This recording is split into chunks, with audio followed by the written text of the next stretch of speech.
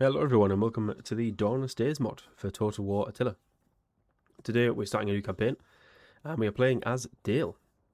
I put up a poll on the channel a few days ago and we got nearly 50, we got nearly 40 votes and almost 50% of that was for Dale.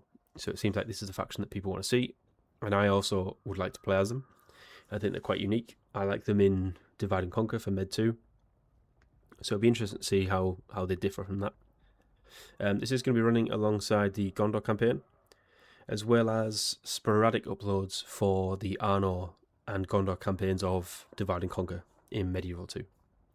So we'll keep up with them for a short while over the sort of Christmas New Year period, and then I'll review the campaigns in the new year, see how we get on.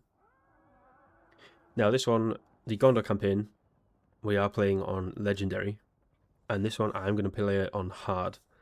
And it's not because it's a bit of an odd one, because the public order / control sort of modifier, if you will, that you receive when you play on Legendary, it does make the game more difficult, obviously, because you have to then manage and maintain that public order or control, as it's known in Dawnless Days. But it doesn't really. It's just a frustration. Like, it's just something that's there, and I don't mind the fact that the AI can recruit 7 or 8 units per turn, and they have several more armies than I do at any one point, and they get more money and other benefits and whatever else they get. That's fine. I can handle that. I don't mind that.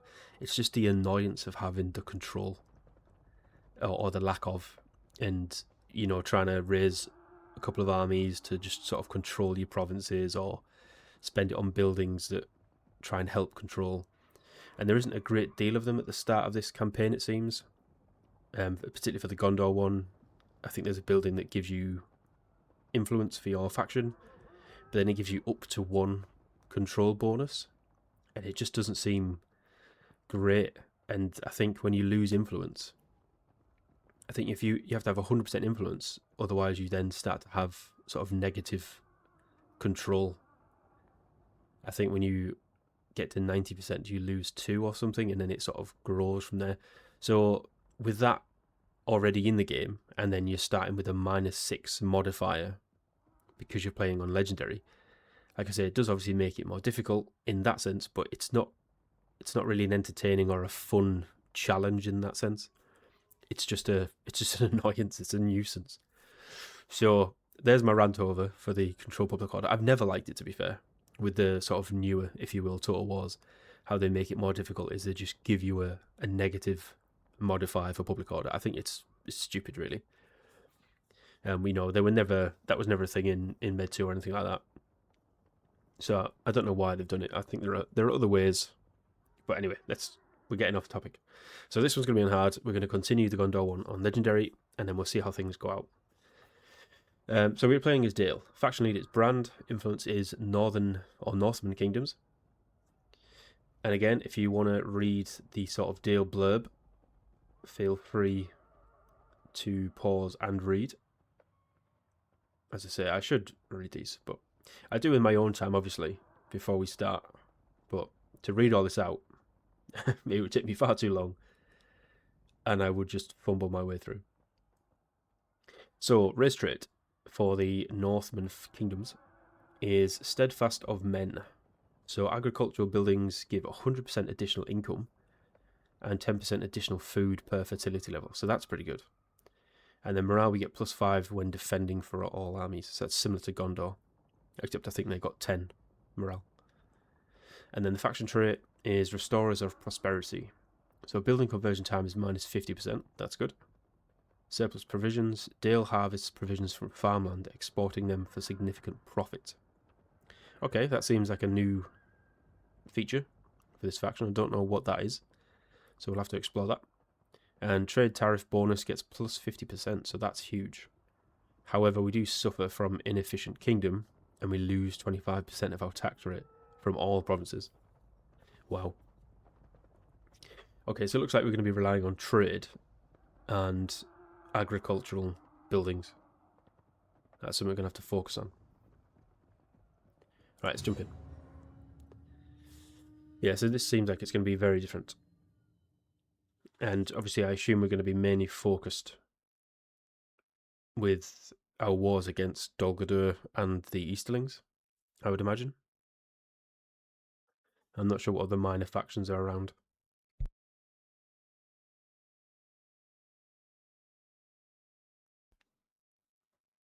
I'll keep quiet for the intro, as I don't think I've listened to this one yet. Reborn from the ash of Smaug's desolation, the kingdom of Dale stands anew. Under the rule of Brand, grandson of Bard the Bowman, the markets of Dale thrive again, and Laketown has been rebuilt. As in years past, our wealth comes through trade. Our neighbor and steadfast ally, King Dane Ironfoot, has opened the gates of Erebor to our merchants, and riches flow between our peoples. The Elven King Thranduil, too, has interest in our wares and may be open to an agreement. Our realm stretches far, from the river Keldwin over the fertile vineyards of Dorwinion to the inland sea of Rune. But we lack the strength to defend it all, and the Easterlings know to exploit this weakness. Their clans, although divided, are numerous and eager for conquest. It may well be that the border provinces soon fall under their shadow. Nor do the orcs of the north and the armies of Dol Guldur stand idle. Although they will strike at their closer neighbors first, we cannot think ourselves safe. But our spirits are strong, for we are the heirs to ancient Rovanion. Our ships command the Sea of Rune. Our bowmen are unmatched among mortal folk. When the harvest is rich, we celebrate a feast of bounty, renewing the strength of our hearts and our arms. Let the Eastern hordes know, this is our age, our Rovanion. Our Rovanian. So, faction special features. Dale is a merchant kingdom. Its strength lies in its trade networks and its strategic positioning to reclaim the lost kingdom. Oh, it's in its strategic position, sorry, to reclaim. Okay. So, regarding the first, the Dalian agricultural buildings produce a unique trade resource called provisions. These greatly enhance Dale's revenue and are increased through special edicts or other commercial buildings. Due to inefficient taxation, trade tariffs are the primary source of income for Dale. With this in mind, it is in Dale's best interest to ensure the safety of as many allied factions as possible, as losing a trading partner, such as the Dwarves or the Woodland Elves, is the equivalent of losing a city's worth of revenue stream. Wow. Okay.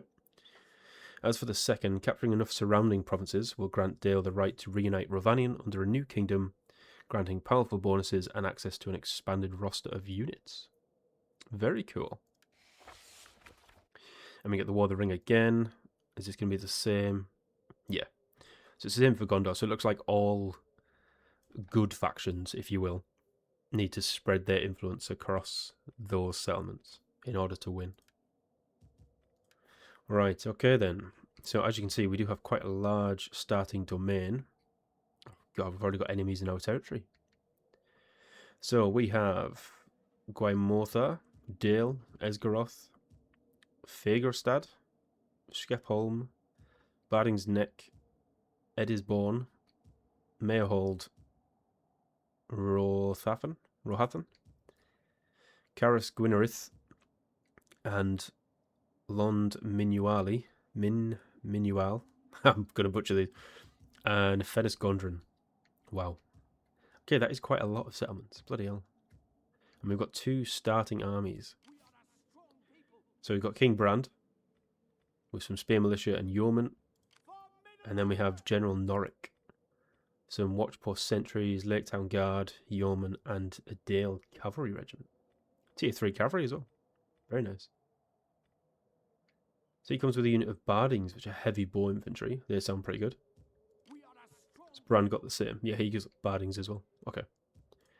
So we've got 6,000 to start with. We make just over 2,000 gold a turn, and we have quite a nice food surplus as well. So I suppose the first thing we want to do, the Barding Heartlands, Dale, built along the running river, Dale has been re-established as a capital to prosperous kingdom of Northmen, and it is renowned for its trading market, especially in foodstuff and toys crafted by the dwarves of Erebor. Okay. So we have the Barding Heartlands, Kelduin Banks, Northern Rovanian, Cannon Hinterlands, and Dorwinian itself. Right. So we've got recruitment camp, Northman Scouts, Spear Militia, Rivermen, Yeomen. It doesn't sound like great units, to be honest. I mean, it is our tier 1 stuff. So I assume when we reunite Rovanian, we will get some better units, as it did say. There's General Dane. Sons of the Mountain. I bet he's got a good unit. I'll tell you what, let's check out diplomacy first, shall we? So, we are at war with the Balkoth and the Rurim, which are 2 Easterling tribes, I assume. Yeah, and we border both of them. So, far south, we've got no chance of defending. I mean, our armies are miles away from that. So we are going to lose some regions, I think, early on. Dol Guldur obviously neighbours us as well, and they hate us with a passion. They are a tributary state of Mordor, actually. That's interesting. And they start off at war with the Wooden Realm. But I'm hoping they will focus on the Wooden Realm and Lothlorien. So we shouldn't have to worry about them too much. That should give us time to take out the Balkoth. The Rurim is going to be a bit more difficult because they are quite far away. The Feridrim as well. That's probably a faction that we'll look to take if the Dwarves don't, because they don't like us either. They're also quite far away, so I'm not too concerned about them right now. And they don't like us, but they also border us as well. Okay, so it looks like we've only got the Wooden Realm and Erebor. And we have a defensive alliance with them and a non-aggression pact with the Elves. So we definitely want trade. And the Elves definitely want that as well. Could you get military access? Yeah. And could you give me some money? That'll do. So that should keep them happy. Erebor, do you fancy just giving me a gift?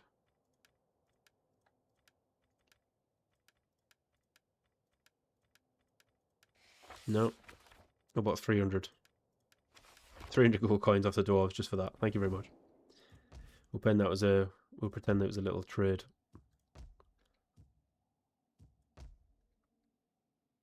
So here in Northern Rovanian, we're getting -6 public order. Seeing 3 of that is the non-faction influence. And I mean, we're at 80%.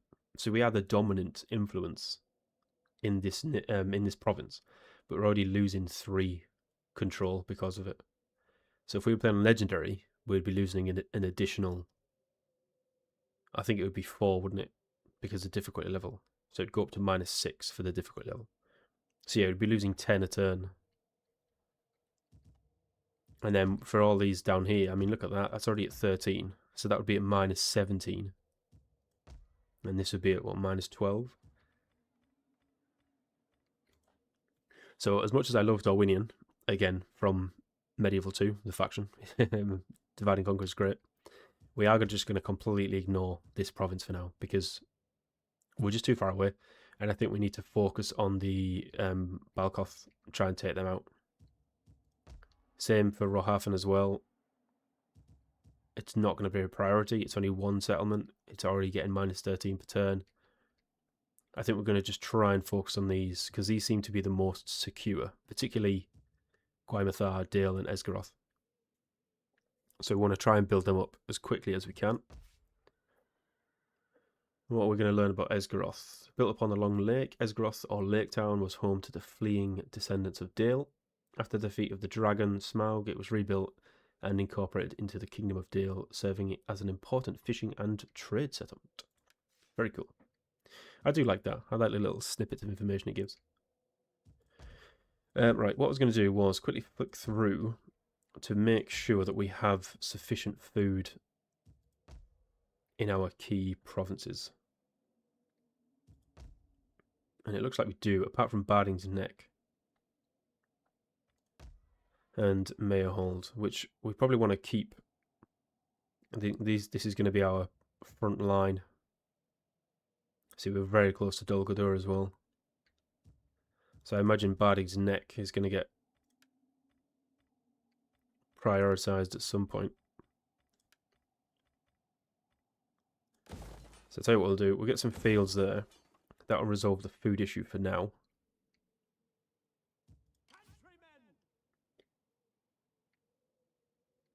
I think what we want to do is move Brand south. He's got to cross over that bloody lake. Right, why there? How many can we get? 3 units. Get some cavalry, definitely. So we can get some more, so we can recruit again next turn, and then we'll try and march on Danmar and capture that. Norwich is going to have to deal with these trespassers. We've got some clan spearmen, runic archers. What can we get? Can get some Easterling farmers, interesting. And Northman farmers as well. They're pretty cheap. The Easterling farmers are dirt cheap, to be fair. They're less than half what it costs the Northman farmers. We'll grab both of them, and then we'll attack them. The Balkoth's army. We'll get rid of them.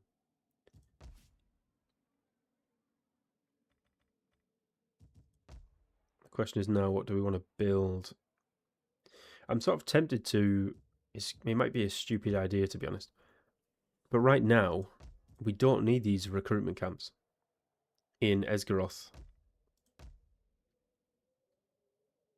Although saying that if I disband it this turn, I'm not going to be able to recruit, am I?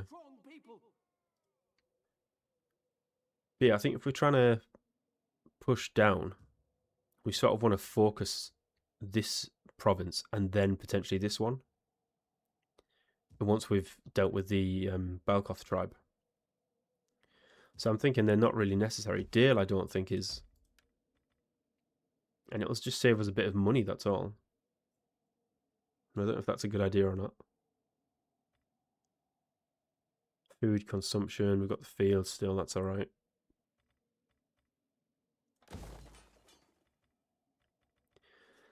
And what can we build? How is our influence doing? We're okay for now. But to be fair, I mean, it's not a terrible building, the monument. I mean, we get +2 control as well. So that's probably worth building in every province, really, isn't it? So let's do it, because then it'll keep our Northern kingdoms up. And it'll help a little bit with our control. So let's get one in Northern Ravanian as well. Right. Oh, I'll tell you what. Let's have a quick look at technology, shall we? So I think it's the same, isn't it? Control, recruitment cost, food, yeah, growth. So ammunition, +4 for missile infantry. That's not terrible. Campaign movement range for embarked armies.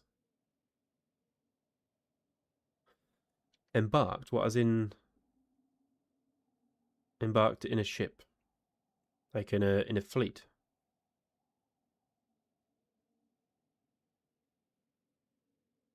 Because if it is, that's somewhat pointless for us. That can't be right, surely. +15% for embarked armies. I don't know what that means. I always thought if you're embarked army, well, you can embark on a journey, I suppose, can't you? But then why not just say 15% for all armies? I don't understand that one. We're going to ignore it for now. It's probably just me being stupid, but never mind. Right, we don't tax rate. I think given the fact that we've got a reduced 25% tax, that would probably help. And then the trade income as well. an extra 5% for the 2 trade agreements we've got with the elves and Erebor. That is certainly going to help. So what we're going to do is grab them. And we're going to go fight this guy. Let's go. You dirty little coward. Right, what's he got? Clan guards, which are heavy spear infantry. They've got some clan axemen, clan guards, heavy spear infantry. 3 units of clan spearmen, and then some runic archers. So they've actually got some decent units in there. 2 tier 3, a tier 2, and then 4 tier 1. Interesting. And the balance of power is actually not in our favour.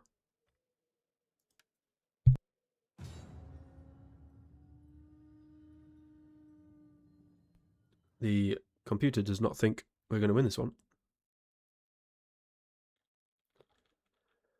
We do have a unit of cavalry though, so that should give us a distinct advantage. And then we can see what our bardings are like as well.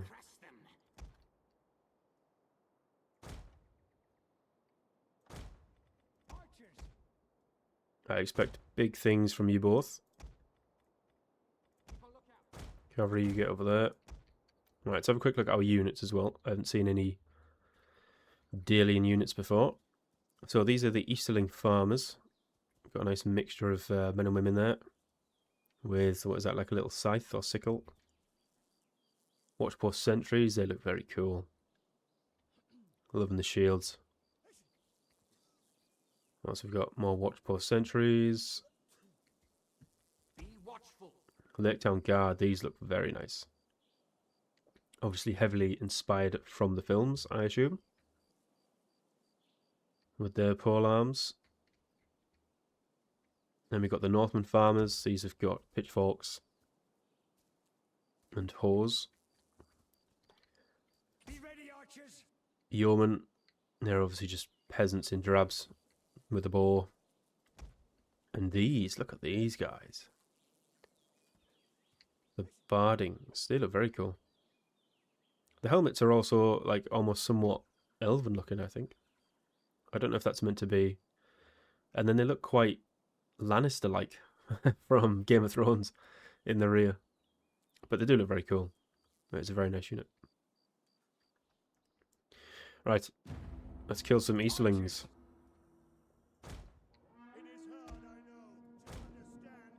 Let's go, let's go. I mean, it is pretty flat ground. I would expect you to see them. I would also expect the bardings to have more range than the runic archers, but I could be wrong. And we're about to find out. No, that's a bit too far. Go there. Yeah, I think we've just got enough range, so that's alright. Cavalry, swing around. Come together. Right, where's the clan guard? You shoot the clan guard for me. The enemy is attacking our general! You do the same as well. Let's see if we can kill some of those.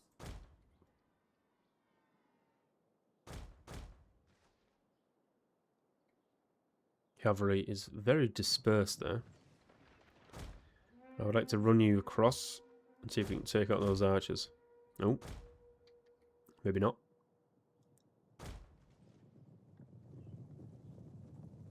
Cavalry aren't as fluid as I remember in Total War Attila. Tell you what, they're axemen. Should be alright. Let's get the peasants in there as well.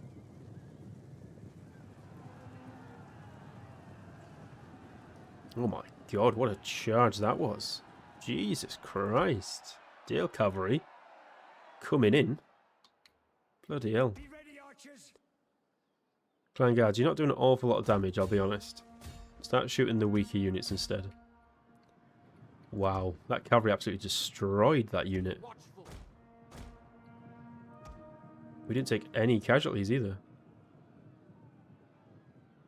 Well done. Right, pull out. Let's not engage those clan guards. Archers.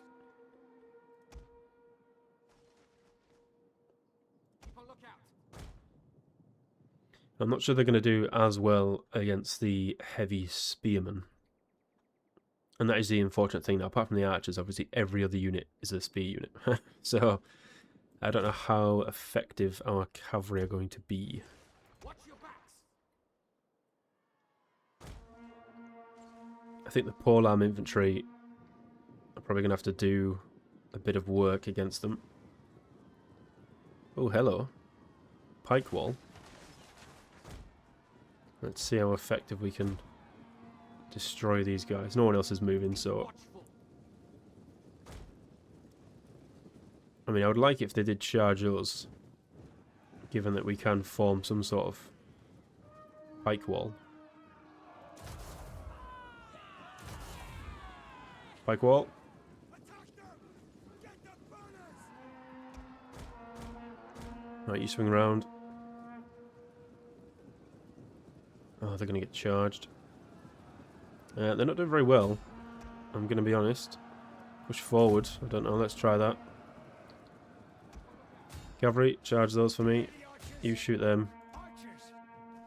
Their archers are actually shooting quite a few of our bardings, which is annoying me. And a bit of our spearmen as well. We have orders! Right, let's move up. Let's try and engage the rest. Watch your backs! The cavalry should destroy those spearmen. They are spearmen, but they're charged in the rear. And they're already wavering. Oh yes, they got absolutely destroyed. Be watchful. Right, let's get you in there as well. Keep a lookout. Cavalry, well done. Let's pull you out though. I'll tell you what, just quickly kill a few more for me. That'll do. Get out, get out, get out.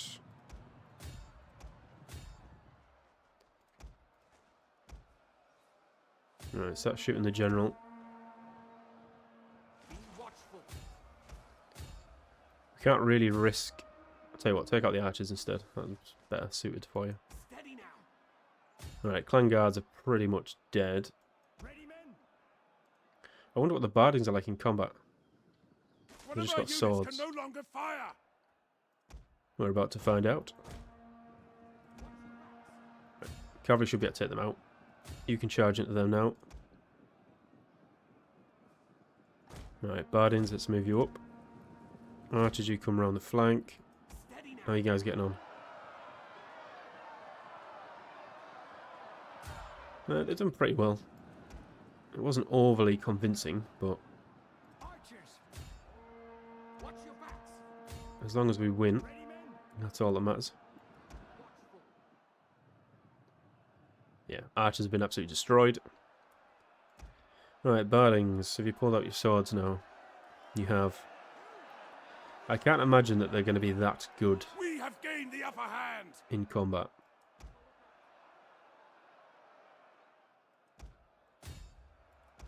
Right, let's get ready for a charge in the rear. That should finish them off. You guys come across. I think this is pretty much cert. Let's get you involved. The men have broken and are fleeing. Right, let's pull you out. Oh, we lost quite a few there. That was not good. Chase them down. Our men have regrouped. There we go. God speak good. We are moments away from victory. Right, make sure we catch the general this time. And we had a battle in the Gondar campaign where I thought I had ran the general down. And I didn't. And he came back. And we do not want to repeat that same mistake. We want to kill every dirty Easterling peasant there is. For Rovanian. There we go.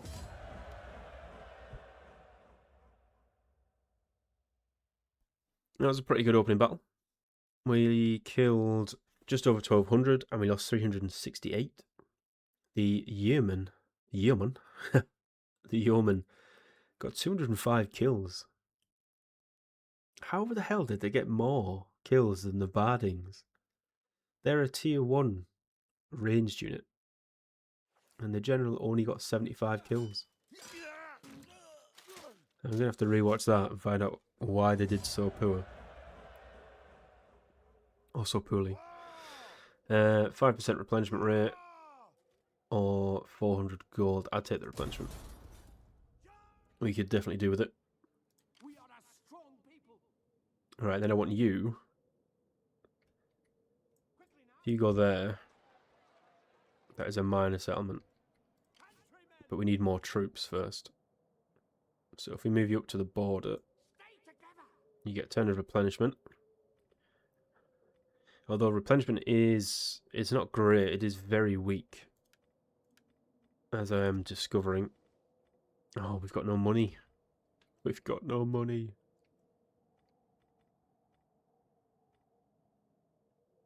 Okay, just get another spear militia, I think. And we've leveled up as well, so what do we want? So we've got a woodworker. So that's cool, they are different as well. They seem to be faction specific.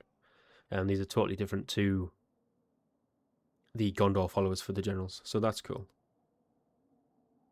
So ammunition and wealth isn't bad. Recruitment cost and construction cost, but it's for governors, so that's not good to me. Recruitment cost. Oh, we can get for dwarven warriors and dwarven ranged travellers, that's cool. +5 wealth as well, that's not bad. Morale, siege, we're going to go on the offensive, I think, so that's governed as well.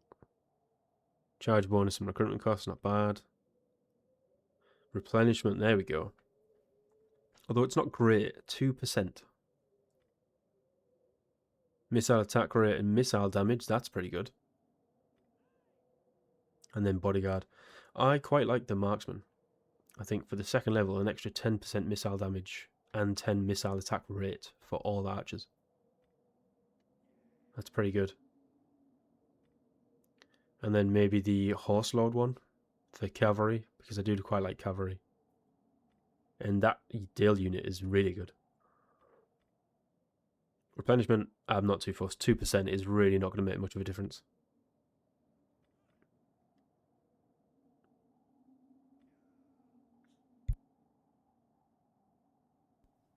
So I think we go for the missile marksman. Let's grab him. Why are we getting the upkeep cost? +5% for all units. Why are we getting that? Oh, because you're vain. That's why. And you get -2 loyalty as well. Alright, that'll do. Noric. Let's have a quick look at our family tree.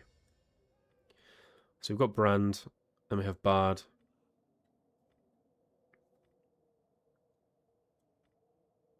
I was thinking for a second there, I was like, this is the family tree. So Brand, then we have Bard, and then Bard has got 4 sons, but they're they're all older than him or the same age, but that isn't right.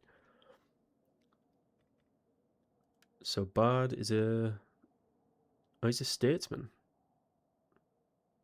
No, surely won't Bard as a general. Keeper of records, tax rate, wealth. Oh no, he's actually quite a good governor.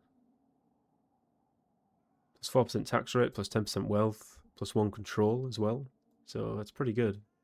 Yeah, he's very much a governor. That's a shame. I would like to use him as general, but he seems well suited to become a governor. So Noric, where is your loyalty? Is that still a thing in this game? Or this mod? Am I just blind and can't see it? Where do we see the loyalty of a character?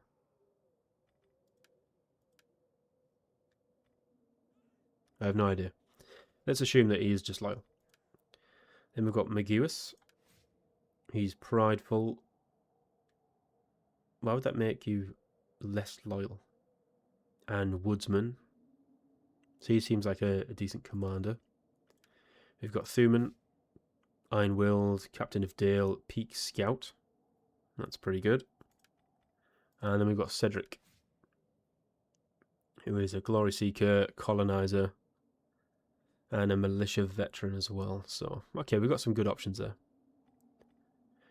But for now, what I want to do is, what's this? Northern Rovanian. I think we should probably place a governor in Northern Rovanian. So, Bard, let's make you the governor. Can we make you the governor? Yes, we can. That should help a little bit with control. And then what we want to do is probably increase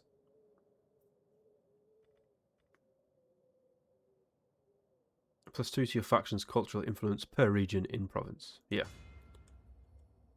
Let's try and get our influence back up to 100%, and then we can do something else. We are a strong people. Can't recruit anything else. Countrymen. Tell you what, do we put off recruiting them there? We are a strong people. Yeah, let's do that. You get another unit cav, Countrymen. just in case. Are the elves feeling really generous? Do you want to give me 300? No, that's fair enough. I don't expect you to do that. Right. We are at the 36-minute mark, so I'm going to end this one here. It's not too bad. I think this is going to be somewhat of a calmer campaign as opposed to the Gondor one, purely because of the control, I think, or the lack of the negative modifier that we have in this one.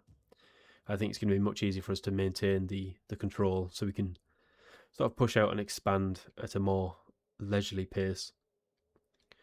And obviously, yeah, the AI is probably not going to be as challenging, but it's interesting to see how the campaign will progress, what scripts and events kick in for Dale, that sort of thing. We've already had a couple for Gondor, I think, so yeah, it'd be interesting to see how it goes. But I hope you guys enjoyed. Thank you for watching, and I'll catch you all in the next one.